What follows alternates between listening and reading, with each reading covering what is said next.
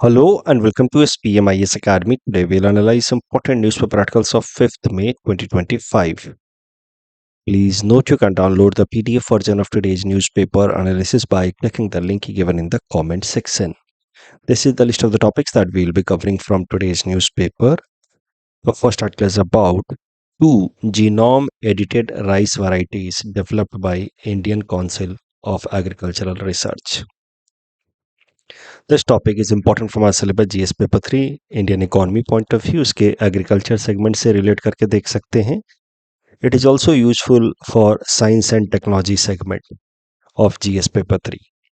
So current news देखते हैं. सबसे पहले Indian council of agricultural research ने 2 genome edited rice varieties develop किया है. तो राइस की जो नेचुरल वैरायटी है उसके अंदर उनकी जेनेटिक एडिटिंग करके उनको थोड़ा सुपीरियर वर्जन में कन्वर्ट किया गया है. ये जो 2 जीनोम एडिटेड राइस वैरायटी हैं वो है DRR धान 100, जिसको कमला कॉमन नाम से भी बुलाया जा सकता है, और दूसरा है पूसा DST राइस 1. DRR धान 100 की बात की जाए तो इसका जो पेरेंट राइस क्रॉप है वो है सांबा मसूरी. सांबा मसूरी के अंदर जीन एडिटिंग करके उसको DRR धान 100 में कन्वर्ट किया गया है, जिसके कारण अब जो नए ट्रेड्स देखे जा सकते हैं वो होगा हायर ईल्ड. तो सांबा मसूरी की तुलना में अब उम्मीद की जा सकती है कि DRR धान 100 will have about 19 to 20% higher yield, plus crop duration also will be shorter. तो जल्दी जल्दी अब फसलों की कटाई की जा सकेगी as compare to the parent crop. तो इससे कैसा है कि नेक्स्ट क्रॉपिंग सीजन के लिए फील्ड को तैयार किया जा सकेगा. तो एक साल में 2 या 3 क्रॉप को डेवलप किए जा सकेंगे. वैसे ही पूसा DST राइस 1 की बात की जाए तो इसका पेरेंट जो क्रॉप है वो है कॉटन दौरा सोनालू, एंड द ट्रेट इसमें जो इंट्रोड्यूस किए गए आफ्टर जेनेटिक एडिटिंग वो है better performance in saline alkaline या कोस्टल स्ट्रेस कंडीशन. तो कोस्टल एरियाज में भी इस राइस को ग्रो किया जा सकेगा, पूसा DST राइस 1 को. और इसको जो दाने हैं वो थोड़े से लॉन्गर होंगे, स्लेंडर लॉन्गर होंगे. तो जो लंबे दाने वाले राइस होते हैं वो ज़्यादा प्रेफर्ड होते हैं. तो इसके दाने जो हैं after this genetic editing will be longer slender rice grain. इसकी भी मैच्योरिटी जो है वो शॉर्टर ड्यूरेशन की होगी, तो जल्दी से कटाई की जा सकेगी. Plus Pusa DST rice 1 will require less water as compare to the parent crop. तो ये 2 नए जीन एडिटेड क्रॉप्स डेवलप किए गए हैं राइस के, which will be better in yield, quality as well as their output even in adverse conditions as compared to their parent crop. ये जो दोनों राइस वैरायटी डेवलप किए गए हैं इनको डेवलप करने के लिए जिस टेक्नोलॉजी का इस्तेमाल किया गया है वो है CRISPR technology. So let us talk about the CRISPR technology once. देखिए, CRISPR technology is a gene editing technology जिसकी मदद से जेनेटिक लेवल पे चेंजेस किए जा सकते हैं. क्रिस्पर टेक्नोलॉजी में एक स्पेशल टाइप का प्रोटीन इस्तेमाल किया जाता है. उस प्रोटीन का नाम है CAS9. This CAS9 protein is sometimes also called as genetic scissor. जैसे ये पिक्टोरियल रिप्रेजेंटेशन है, रियल वर्ल्ड में ऐसा नहीं होगा, बट ऐसे ये कोई मान लीजिए कि जेनेटिक मेकअप है किसी भी प्लांट का, एनिमल का या किसी माइक्रो ऑर्गेनिज्म का. CS9 मॉलिक्यूल्स की मदद से ये जो सीजर आप देख रहे हैं इसके जगह पे आप इमेजिन कीजिए कि एक ऐसा मॉलिक्यूल है जो किसी भी ऑर्गेनिज्म के जीन लेवल पे एडिटिंग कर सकता है, उसमें थोड़े से चेंजेस कर सकता है. So it is like cut copy paste. किसी भी ऑर्गेनिज्म के जेनेटिक लेवल पे कुछ भी अगर जीन एडिटिंग करनी है तो CS9 मॉलिक्यूल की मदद से की जा सकती है. तो ये जो सीजर यहाँ पे पिक्टोग्राफिक रिप्रेजेंटेशन में आप देख रहे हैं इसके जगह पे असल में जो मॉलिक्यूल का इस्तेमाल किया जाता है फॉर जीन एडिटिंग उसका नाम है CS9, and that is why CAS9 is also sometimes known as molecular या जेनेटिक सीजर. तो a bad stretch can be cut and taken away, it can be removed, it can be replaced with some correct sequence. और इससे कैसा है कि किसी भी organism चाहे वो प्लांट हो या एनिमल हो उसमें डिजायर्ड ऑल्टरेशन किया जा सकता है. जेनेटिक लेवल पे अगर ऑल्टरेशन कर दिया गया तो फिर वो डिजायर्ड कैरेक्टरिस्टिक्स शो करेगा. ये जो क्रिस्पर टेक्नोलॉजी है इसको डेवलप किया था दो साइंटिस्ट्स इमैनुअल चारपेंटियर एंड जेनिफर ए डॉडना ने मिलकर के इस टेक्नोलॉजी के लिए इन दोनों को केमिस्ट्री के अंदर नोबेल प्राइज दिया गया था इन 2020। They had developed this technology in the year 2012 only, but इनको इसके लिए नोबेल प्राइज दिया गया इन केमिस्ट्री इन 2020। अब वापस से इस करंट कॉन्टेक्स्ट में आते हैं। ये जो दो राइस की वैरायटी डेवलप की गई हैं, they are genome edited rice varieties. Genome edited, focus on this word edited. So now we have to briefly also understand कि what is difference between genome edited crops and genetically modified crops. तो पहले genetically modified crops के बारे में पढ़ते हैं। Genetically modified crops में भी जेनेटिक एडिटिंग लगती है, बट उसमें क्या होता है कि ऐसे जेनेटिक एडिटिंग करके with help of CRISPR technology किसी दूसरे ऑर्गेनिज्म के, किसी दूसरे ऑर्गेनिज्म के जेनेटिक कंपोनेंट को जब अटैच कर दिया जाता है तो उस प्रोसेस से जो रिजल्टेंट क्रॉप आता है उसको कहा जाता है genetically modified crop. For example अगर बात की जाए तो ये जैसे मान लीजिए हो गया नॉर्मल कॉटन क्रॉप। इस कॉटन क्रॉप के अंदर जेनेटिक एडिटिंग करके इसमें थोड़े से एक बैक्टीरिया जिसका नाम है बैक्सिलस थेरेंजेनेसिस, उसके जेनेटिक कॉम्पोजिशन को ऐड कर दिया जाए इस नॉर्मल कॉटन में, तो उसके कारण जो रिजल्टेंट कॉटन मिलेगा उसको कहा जाता है BT cotton, bacillus thuringiensis cotton. This kind of crop will be known as genetically modified crop. Genetically modified crop इसको इसलिए कहा जा रहा है क्योंकि इसमें introduction of genes from some other species has been done. दूसरे स्पीसीज, यहाँ पे एक बैक्टीरिया से जीन्स को लेकर के इस नॉर्मल कॉटन में ऐड किया जा रहा है। So this process is also known as transgenesis. Transgenesis process करके जो क्रॉप हम लोग प्रोड्यूस करते हैं उसको कहा जाता है जेनेटिकली मॉडिफाइड क्रॉप। इसमें भी क्रिस्पर टेक्नोलॉजी का ही इस्तेमाल होता है, बट यहाँ पे दो अलग अलग स्पीसीज के जीन्स को मिलाया जा रहा है, ट्रांसजेनेसिस की जा रही है।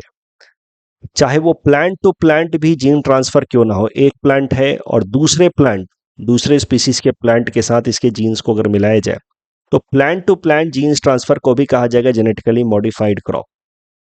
यहाँ पे तो प्लांट और एक बैक्टीरिया के जीन्स को ऐड किया गया है, ये तो जीएम क्रॉप है ही। जीएम क्रॉप की बात की जाए तो मैंने आपको एग्जांपल दिया बीटी कॉटन का। जेनेटिकली मॉडिफाइड क्रॉप्स को लेकर के बहुत सारे नियम कानून हैं, उनको रिलीज करने का in the atmosphere, in the environment को लेकर के बहुत सारे रिस्ट्रिक्शंस हैं, क्योंकि जेनेटिकली मॉडिफाइड क्रॉप का क्या इम्पैक्ट होगा एनवायरनमेंट के ऊपर उसको लेकर के अभी पूरी तरीके से क्लैरिटी नहीं है। That is why genetically modified crops and their release are highly regulated, restricted under biosafety rules.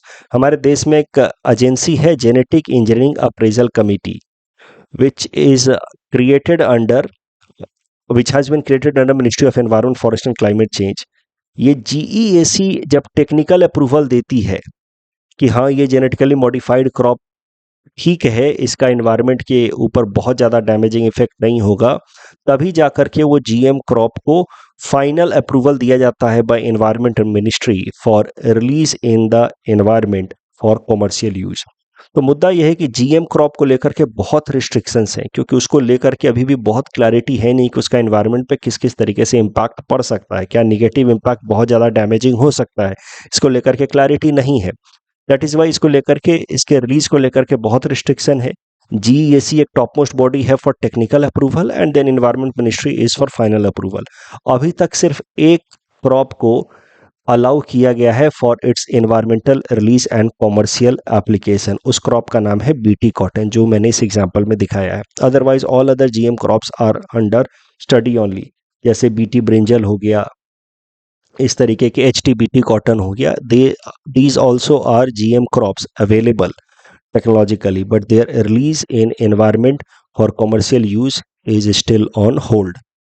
अब जीएम क्रॉप के अगेंस्ट अगर बात की जाए जीनोम एडिटेड क्रॉप की, तो जीनोम एडिटेड क्रॉप में क्या होता है कि प्लांट के खुद के जीन्स को ही थोड़ा ऑल्टर किया जाता है without introduction of some foreign DNA. For example इस पर्टिकुलर केस में आप देखें तो ये जो DRR धान 100 या पूसा DST राइस डेवलप किया गया है, these are genome edited rice variety. मतलब इसमें कोई दूसरा फॉरेन क्रॉप या फॉरेन माइक्रो ऑर्गेनिज्म के जीन्स को इंटर नहीं किया गया है, इसमें सिर्फ एक ही राइस वैरायटी ली गई है, उसके जीन्स में थोड़ा ऑल्टरेशन किया गया है। and that is why the resultant crop in this particular case will be known as genome edited crop, not genetically modified crop. genome edited crops को लेकर के बहुत ज़्यादा प्रॉब्लम है नहीं, genome edited crop के रिलीज को लेकर के बहुत ज़्यादा रिस्ट्रिक्शन नहीं है, तो they are generally considered to be environmentally safe. इस टॉपिक डिस्कशन के बेसिस पे प्रीलिम्स प्रैक्टिस क्वेश्चन है, please attempt this question and submit the answer in the comment section.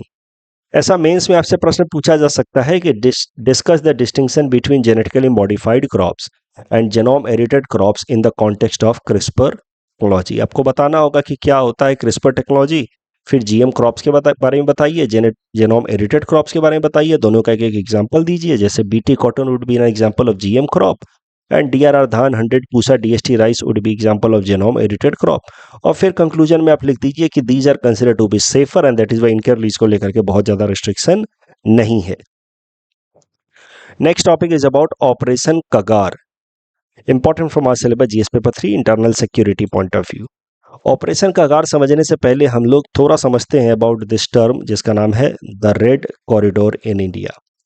देखिए भारत के अंदर अगर आप बात करें eastern and some of the central as well as southern states के बारे में, जैसे छत्तीसगढ़ हो गया, उड़ीसा, वेस्ट बंगाल, आंध्र प्रदेश, तो ये सारे एरिया जो हैं वो नक्सलिज्म या माओइज्म इंसर्जेंसी से काफ़ी ज़्यादा इम्पैक्टेड है। इन एरियाज़ को जनरली कह दिया जाता है द रेड कॉरिडोर, क्योंकि नक्सलिज्म या माओइज्म की जो इंसर्जेंट टेंडेंसी है उसको रेड कलर से जोड़ करके देखा जाता है, वायलेंस के कलर से जोड़ करके देखा जाता है। That is why this area is known as the red corridor. Ministry of Home Affairs classifies a red corridor region depending upon the severity of Maoist या नक्सल इन्फ्लुएंस। यह माओइज्म या नक्सल मूवमेंट की शुरुआत आप मान सकते हैं भारत में 1967 में हुई from Naxalbari village in West Bengal. This movement is influenced by ideology of Mao Zedong of China. तो माओ जेदांग की आइडियोलॉजी जो है it was guided by violence in order to deal with operation by the rich upper class mainly zamindars. तो वैसे ही ideology Bharat में भी आई, import हुई, आप कह सकते हैं from China. It started from Naxalbari region या नक्सल बारी विलेज इन वेस्ट बंगाल। इसीलिए माओइस्ट मूवमेंट को कभी कभार नक्सल मूवमेंट भी कहा जाता है because it originated from a particular village जिसका नाम था नक्सल बारी। और ये अभी भी बहुत सारे वायलेंस में एंगेज होते हैं और जिन जिन एरियाज में इनकी सीवियरिटी हाई है उनको कलेक्टिवली कहा जाता है red corridor. Red corridor spreads from Chhattisgarh, Jharkhand, Odisha, Maharashtra, Kerala, West Bengal, Madhya Pradesh and some parts of Andhra Pradesh as well as Telangana also. अभी जो माओइस्ट्स हैं या नक्सल्स हैं ये क्लेम तो करते हैं कि they are fighting for the rights of poor marginalise specially for the tribal communities. अक्सर आप देखेंगे कि माओइज्म उसी एरिया में, नक्सलिज्म उसी एरिया में ज़्यादा प्रोमिनेंट है जहाँ पे ट्राइबल पॉपुलेशन ज़्यादा है, जहाँ पे फॉरेस्ट ज़्यादा है, वहीं पे माओइज्म या नक्सलिज्म भी ज़्यादा प्रोमिनेंट है। ये क्लेम तो करते हैं कि they are fighting for the rights of tribals, but इनके अगर मेथड्स को देखा जाए हाल फिलहाल में they resort to violence of course. उसके अलावा एक्सटॉर्शन भी करते हैं, पब्लिक इंफ्रास्ट्रक्चर को डैमेज करते हैं, they recruit children and civilian. Some of the insurgent groups have also been found engaged into drugs and arms smuggling. तो कहीं ना कहीं बहुत सारे इंसर्जेंट ग्रुप्स ऐसे हैं। देखिए यहाँ पे एक इंसर्जेंट ग्रुप नहीं है, there are many insurgent groups active in this area and most of the insurgent group in current times have now made terrorism and violence a business rather than a means to fulfill their goal of ensuring justice for the poor।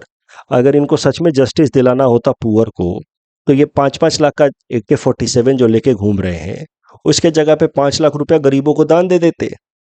तो एक कहीं ना कहीं आज के time में जो नक्सल movements है, माओइस्ट मूवमेंट्स हैं, इनके अप्रोच को देख के लगता है कि इन्होंने वायलेंस को और टेररिज्म को बिजनेस बना दिया है, एक्सटॉर्शन का, ड्रग्स एंड आर्म स्मगलिंग का। कहीं ना कहीं ये भी माना जाता है कि ये जो रेड कॉरिडोर है इसमें बहुत सारे insurgent groups they are acting on behest of China या acting with support of China and China supports them. It's of course and a belief by many internal security experts. So they believe कि China supports these insurgent groups in order to destabilize India internally।